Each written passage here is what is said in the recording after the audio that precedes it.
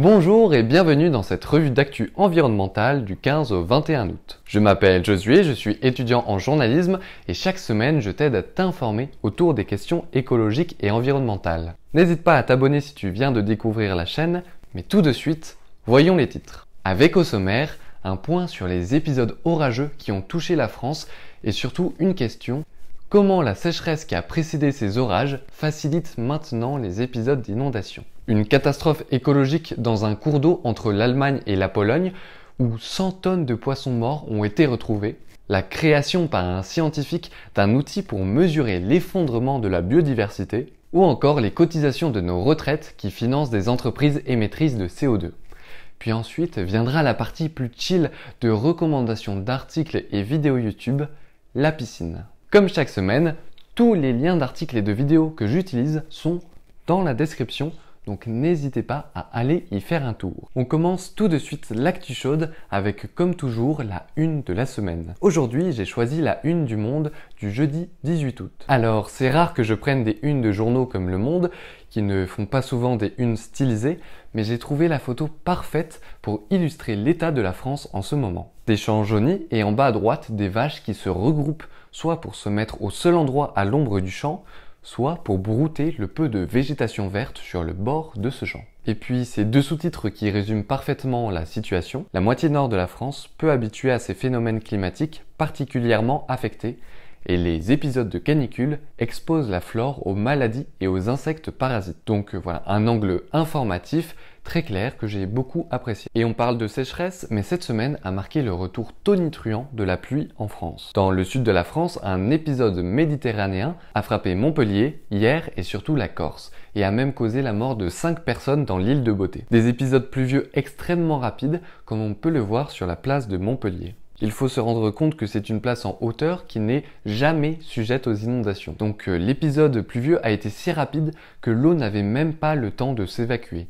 Même chose à Paris et ces images de métro inondées. Du côté du gouvernement, Gérald Darmanin s'est rendu en Corse ce vendredi 19 août pour afficher la solidarité du gouvernement, et c'est là où les enjeux environnementaux rencontrent les enjeux politiques. Puisqu'il ne faut pas oublier que depuis la mort de l'indépendantiste corse Yvan Colonna, tentative d'assassinat sur Yvan Colonne, Monsieur Colonne, Yvan Colonne, en lien avec la famille Colonne. Ah oui, excusez-moi, Yvan Colonne, le ministre de l'Intérieur essaye de séduire la Corse. Mais bon, la politique, c'est pas ouf en ce moment, donc essayons plutôt de comprendre les causes de cet épisode méditerranéen. Comme le souligne l'agroclimatologue Serge Zaka dans cet entretien mené par France Info, les épisodes méditerranéens sont courants dans le sud de la France à partir du 15 août et tout le mois de septembre. Une dépression s'installe et plusieurs facteurs viennent augmenter l'importance des épisodes orageux. Et on va voir que ces facteurs sont cet été poussés vraiment à leur extrême et que toutes les conditions sont réunies pour avoir des épisodes méditerranéens très violents. Premier facteur d'aggravation: plus la température de la Méditerranée est importante, plus cela renforce ces épisodes orageux. Et bon, par rapport à ça, on a vu les semaines précédentes qu'au large de la Corse, on a dépassé des records.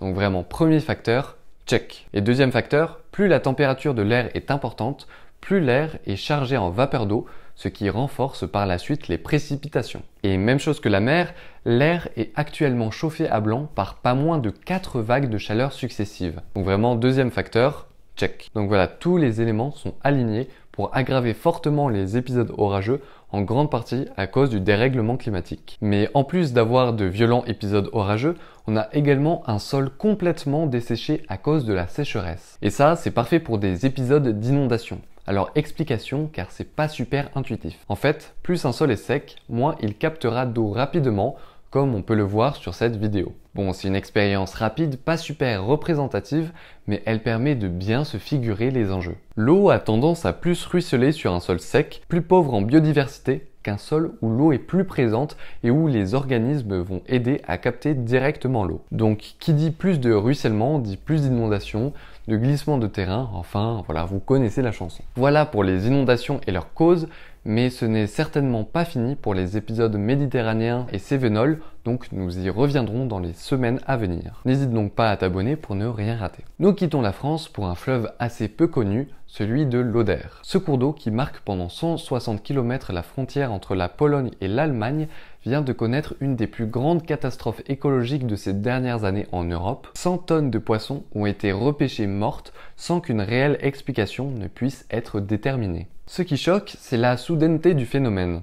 Avant le 12 août, pas de signe avant-coureur. Enfin, pas exactement puisque des pêcheurs polonais avaient fait signaler des poissons morts, mais cela n'est pas allé bien loin dans l'administration. Le premier ministre polonais, Mateusz Morawiecki, a déclaré samedi 13 août « J'ai été informé de la situation le 9 ou le 10 août au soir. C'était résolument trop tard. » Puis il a limogé le directeur des eaux polonaises ainsi que le directeur de l'inspection de la protection de l'environnement. Il faut prendre en compte que ce premier ministre très conservateur n'est pas connu pour ses politiques environnementales. Donc ses détracteurs ont vu ces limogeages comme un moyen de faire sauter un plomb sans avoir à revenir trop sur l'incident. De plus, le dialogue entre scientifiques de Pologne et d'Allemagne n'a pour l'instant pas fonctionné, selon la ministre de l'Environnement allemande, Steffi Lemke. Cette crise vient ainsi souligner les tensions entre les deux gouvernements qui s'affrontent actuellement sur leur vision de l'Europe, comme le rappelle cet article de Courrier International que je vous mets dans la description si ces questions de géopolitique vous intéressent. Et pour ce qui est des explications de ce phénomène,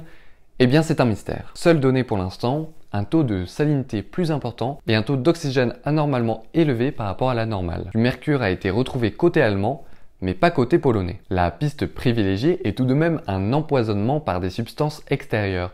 Il faut savoir qu'il y a un précédent célèbre en Allemagne. En 1986, un incendie dans une usine chimique a entraîné une forte pollution du Rhin et la mort de milliers de poissons. Donc voilà, ça rappelle des mauvais souvenirs. On va pas s'attarder plus longtemps puisque nous suivrons l'enquête qui va être menée pour trouver les responsables de cette crise. Passons à notre troisième actu chaude, la création par un scientifique d'un outil visuel pour améliorer la perception de l'effondrement de la biodiversité. Notre héros du jour est donc Miles Richardson, professeur en psychologie à l'université de Derby au Royaume-Uni et auteur principal d'un futur rapport d'évaluation de l'IPBES, l'organisme de l'ONU surnommé souvent le GIEC de la biodiversité. Notre bonhomme avait envie d'un outil similaire aux bandes du réchauffement climatique que vous voyez ici. C'est un outil qui permet de se rendre compte efficacement de l'emballement du système climatique. Il voulait que quelqu'un invente un outil similaire pour l'autre crise environnementale majeure que l'on oublie souvent, l'effondrement de la biodiversité. Et comme personne ne le créait, eh bien, il s'y est mis en se basant sur des données du Living Planet Index, un organisme de l'ONU. Il faut savoir que beaucoup de chercheurs considèrent la crise de la biodiversité comme plus grave encore pour l'homme que le dérèglement climatique. 68% des êtres vivants auraient disparu depuis les années 70, créant des désordres écosystémiques absolument déments. Mais c'est une crise relativement peu médiatisée. Une étude citée par Vers le Média montre que 8 fois plus de sujets médiatiques sont consacrés au dérèglement climatique qu'à l'effondrement de la biodiversité. Alors voilà, déjà qu'on parle pas beaucoup de dérèglement climatique dans les médias, mais alors pour la biodiversité, on n'est pas rendu quoi. J'ai d'ailleurs choisi d'en parler aujourd'hui, car déjà ça me permet de parler de biodiversité, car c'est clair qu'on a moins d'informations dans les médias, et puis aussi car cet outil qui a pour but la vulgarisation est très visuel et très bien fait. Donc vous-même qui regardez cette vidéo, vous pouvez vous saisir de cet outil pour sensibiliser d'autres personnes à ce sujet. Et Miles Richardson a même fait des variantes de son graphique en prenant en compte par exemple seulement la population de poissons. Donc voilà, faites-vous plaisir. Et on termine cette actu chaude par une grosse enquête de Libération publiée dans le journal de ce vendredi. L'argent des retraites en France permet de financer des entreprises aux émissions de gaz à effet de serre très importantes. Alors un peu de contexte car c'est un sujet très complexe. Les cotisations retraite sont gérées en France par des caisses complémentaires qui ont pour fonction de mettre en bourse cet argent pour le faire fructifier. Libération a enquêté sur la plus grosse de ces caisses, l'Agirc Arco, une caisse complémentaire qui gère les cotisations de 25 millions de salariés, soit à peu près 68 milliards d'euros. Sauf qu'en plaçant cet argent pour le faire fructifier dans des entreprises fossiles, on arrive à un paradoxe. La bonne santé du système des retraites dépend de la bonne santé du secteur des hydrocarbures, alors que c'est un secteur qui doit plus ou moins disparaître si nous voulons respecter les accords de Paris. Alors il faut savoir que la Caisse dit verdir ses investissements, puisqu'en 2021, 95% de l'argent placé l'était dans des fonds prenant en compte les critères ESG, c'est-à-dire environnementaux, sociaux et de gouvernance. Sauf qu'autre problème, ces critères sont extrêmement permissifs pour les entreprises. Preuve par l'exemple, l'argent est placé dans des entreprises comme Total, Engie, ExxonMobil, Ferrari et Renault, des entreprises dont le cœur de métier est dans le fossile, mais qui entrent quand même dans les fameux critères ESG. Et bon là j'ai cité les plus connus, mais il y a d'autres entreprises pas propres du tout qui détiennent ce label. Par exemple Duke Energy, un producteur d'énergie américain qui exploite plusieurs centrales à énergie fossile, ou encore Umicore, société belge qui est connue pour avoir contaminé toute une zone du département du Gard avec des poussières de plomb, mercure et cadmium et n'a jamais dédommagé la santé perdue des habitants. Voilà une affaire qui permet d'interroger sur la cohérence des rouages du système financier et sur l'attribution des labels récompensant le respect de l'environnement. Cette histoire de financement des retraites par le fossile, c'est une histoire assez complexe, donc j'ai essayé de résumer du mieux que je pouvais. Mais n'hésitez pas à aller voir le dossier de Libération sur le sujet, c'est beaucoup plus complet que ce que j'ai dit et vraiment super intéressant. Fini l'actu chaude, mais ne quittez pas la vidéo. Maintenant, on se détend dans la piscine, la partie recommandation de la vidéo où j'aborde des articles de fond moins inscrits dans l'actu direct, mais tout aussi importants pour comprendre les enjeux autour de l'environnement. Et cette semaine, je peux même filmer la piscine devant une piscine. C'est très méta et surtout pas ouf en ces temps de sécheresse, les piscines. Mais bon, j'avais l'occasion et au moins ça rend bien l'image. Allez, une fois n'est pas coutume, je commence mes recommandations par une vidéo YouTube du Réveilleur, une des meilleures chaînes si vous voulez comprendre en profondeur les différents enjeux autour du climat. Cette semaine, il revient sur le rôle de la vapeur d'eau dans le dérèglement climatique. Alors, il faut savoir que cette vidéo est importante dans le débat scientifique car elle fait suite à une polémique ayant eu lieu il y a quelques semaines. Emma Aziza, se revendiquant hydrologue et faisant le tour des plateaux télé, a déclaré ceci. Et j'arrive pas à comprendre pourquoi personne n'en parle. C'est que l'eau est le premier gaz à effet de serre sur la planète, la vapeur d'eau. Et donc le premier gaz à effet de serre, donc c'est l'eau, c'est 95% des gaz à effet de serre sur la planète. 4,1% c'est le CO2. Et le reste c'est le méthane et tous les gaz fluorés, etc. qui ont un effet extrêmement puissant. Là où on n'a pas d'informations, et étant donné que l'eau est le seul gaz à effet de serre qui finit à un moment donné par être instable et par condenser, nucléer et donc retomber sous la forme de pluie, eh bien, on considère qu'il ne rentre pas dans le système. Et donc, en fin de compte, cette eau qu'on a été prélevée dans nos sous-sols, on l'a mis dans l'atmosphère. Donc, si on augmente le pourcentage de vapeur d'eau, celui qui est en inertie, celui qui ne peut pas bouger, celui qui est de toutes les façons constant en permanence, peu importe le cycle de l'eau, eh ben, on augmente l'effet de serre. Donc on augmente la température et on augmente l'évaporation. Sauf que, bon, tout ce qui vient d'être dit, scientifiquement, c'est très moyen, voire même totalement faux. Parce que les scientifiques ont déjà planché sur la question et ont montré que la vapeur d'eau n'était en aucun cas à la base du dérèglement climatique. Certes, c'est un gaz à effet de serre, et certes, sa concentration dans l'atmosphère augmente de manière similaire à l'élévation des températures. Mais cette augmentation de concentration dans l'atmosphère n'est pas la cause du dérèglement climatique.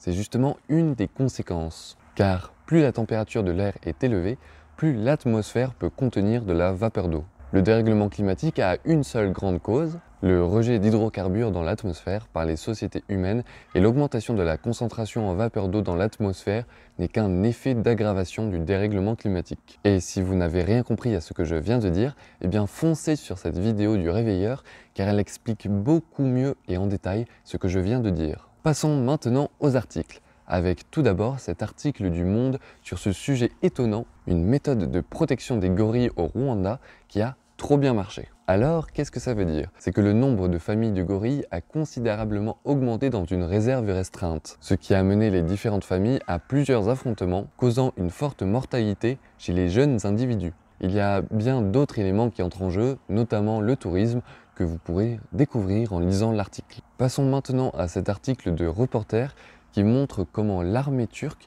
fait de la destruction de l'environnement une arme privilégiée contre l'établissement d'un État kurde dans le nord de la Syrie. Donc pour le contexte, la Turquie occupe actuellement une partie de la Syrie pour combattre des indépendantistes kurdes. Car la Turquie craint que 15 millions de Kurdes vivant en Turquie ne se soulèvent massivement pour prendre leur indépendance. Et pour priver de nourriture les Kurdes en Syrie, la Turquie diminue le débit du fleuve Euphrate pour que les Kurdes disposent de moins d'eau, ou encore détruisent des milliers d'arbres. Une écologie de guerre au sens premier du terme. Et ce reportage observe les problèmes notamment de santé que cela crée chez les habitants au Rojava, cette région indépendantiste kurde. Vraiment, article à lire pour saisir la situation au Moyen-Orient. Troisième recommandation d'article, Sud-Ouest relaie une étude scientifique de l'université de Stockholm qui montre que l'eau de pluie est impropre à la consommation où que l'on soit sur Terre. même en Arctique ou au sommet de l'Himalaya.